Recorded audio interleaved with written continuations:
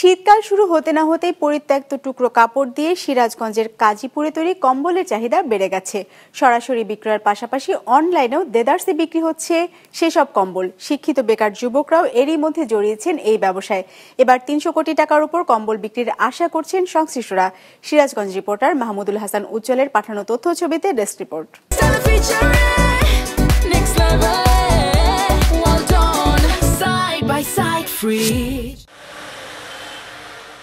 Honours পড়ুয়া ফরহাদ রেজা ২০২৩ সালে জেলার কাজীপুর উপজেলার ছালাভরা গ্রামে পোশাক কারখানার ঝুট কাপড় দিয়ে তৈরি কম্বল ব্যবসার সঙ্গে যুক্ত হন বড় ভাইয়ের সাথে, খোলেন অনলাইন প্ল্যাটফর্ম। শুরুতে তাদের কম্বল তৈরির একটি কারখানায় শ্রমিক ছিলেন মাত্র ২ জন। অর্ডার পেতেন ৪ থেকে ৫টি জেলায়। তবে ২ বছরের মধ্যেই চাহিদা বেড়ে যায়।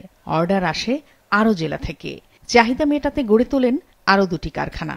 বর্তমানে কারখানায় শ্রমিকের সংখ্যা বেড়ে হয়েছে ৬০।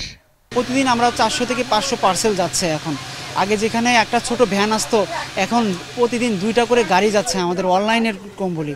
এই কম্বলগুলো বিশেষত হচ্ছে যে দেখা যায় এক পার্ট এবং ডাবল পার্টের জোড়া সকল কম্বলিগুলোই আমাদের ৬৪ জেলার মানুষ দেখে নিতে পারছে অনেক কম দাম থাকার কারণে। পরিত্যক্ত টুকরো কাপড় ও ঝুট দিয়ে কম্বল তৈরির কাজ এ জেলায় চলছে ৩ দশক ধরে। কাজীপুর সদর সহ ৪ ইউনিয়নের ৩২ গ্রামে কম্বলের কারখানা রয়েছে। সেখানকার শিমুলদাইর বাজার পরিচিতি পেয়েছে কম্বল পল্লী হিসেবে, যেখানে কর্মসংস্থান হয়েছে ১.৫ লাখেরও বেশি নদী ভাঙা নিম্ন আয়ের নারী পুরুষের। সচ্ছলতা ফিরেছে পরিবারে।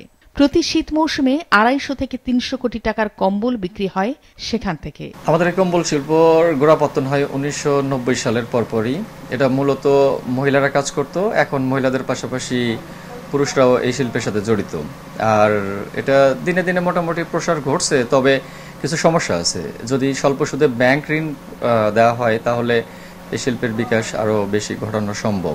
কম্বল তো পল্লী হিসেবে যদি ঘোষণা করা হয়, সেখানে যদি স্বল্প ঋণে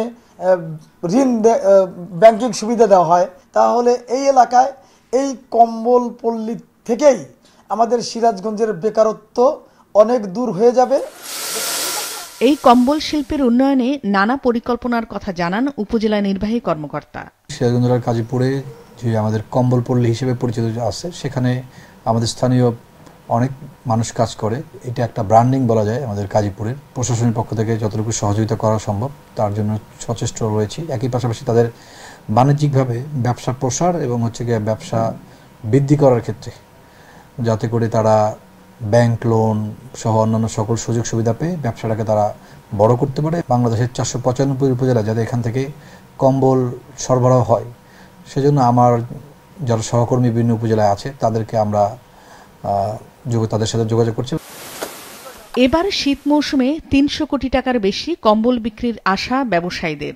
এই শিল্পের প্রসারে ঋণ সুবিধা সহ আর্থিক লেনদেন নিরাপদে বাণিজ্যিক ব্যাংকের শাখায় স্থাপন জরুরি বলে মনে করেন তারা।